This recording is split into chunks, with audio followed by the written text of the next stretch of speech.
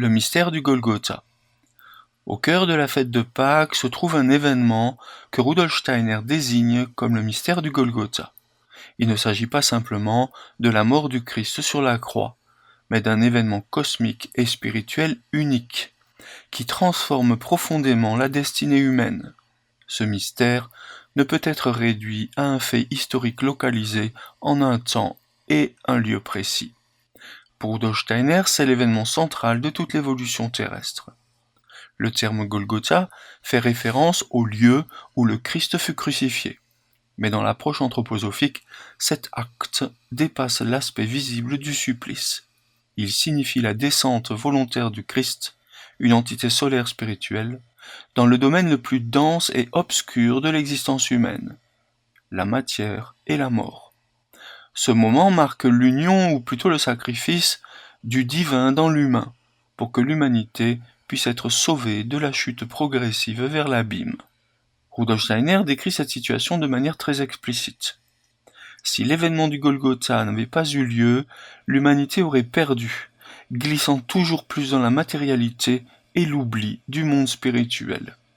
L'homme, par son développement intellectuel et sa séparation progressive d'avec les mondes de l'esprit, s'était approché d'un point critique.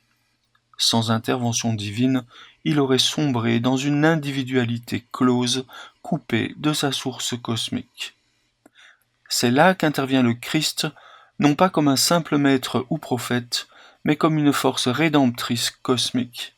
En s'incarnant dans un corps humain, puis en traversant la mort, il transforme les lois mêmes de l'incarnation.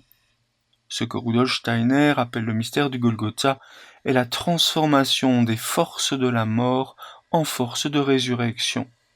Ce n'est pas seulement la vie qui revient après la mort, c'est la mort elle-même qui est pénétrée par la lumière de l'esprit et devient passage au lieu d'être une fin. Cette transformation a des conséquences immenses pour l'être humain. Elle rend possible l'idée de la résurrection intérieure. Désormais, chaque homme peut, en s'unissant librement à l'impulsion du Christ, renaître en lui-même, développer ce que Steiner nomme le moi supérieur, et s'élever vers les mondes spirituels sans renier son individualité. Le Christ, par son passage à travers la mort, est devenu le guide de l'homme dans le monde spirituel, le garant que cette traversée peut se faire sans dissolution. Mais ce mystère n'est pas imposé, il est un appel à la liberté. L'homme peut choisir de s'en approcher, de l'intégrer dans sa vie, ou de s'en détourner. Toutes les âmes qui auront trouvé une relation avec le principe du Christ, nous dit Rudolf Steiner, trouveront la voie ascendante. Celles qui ne le feront pas ne seront pas punies, mais elles risquent de rester attachées aux seules forces terrestres, glissant peu à peu dans une existence dénuée de spiritualité. En ce sens, le mystère du Golgotha est aussi le point de bascule entre deux humanités. L'ancienne, marquée par l'union instinctive avec le spirituel, et la nouvelle, appelée à conquérir consciemment sa place dans l'univers divin. C'est un seuil, un passage, une porte entre l'oubli et le souvenir, entre la chute et le relèvement.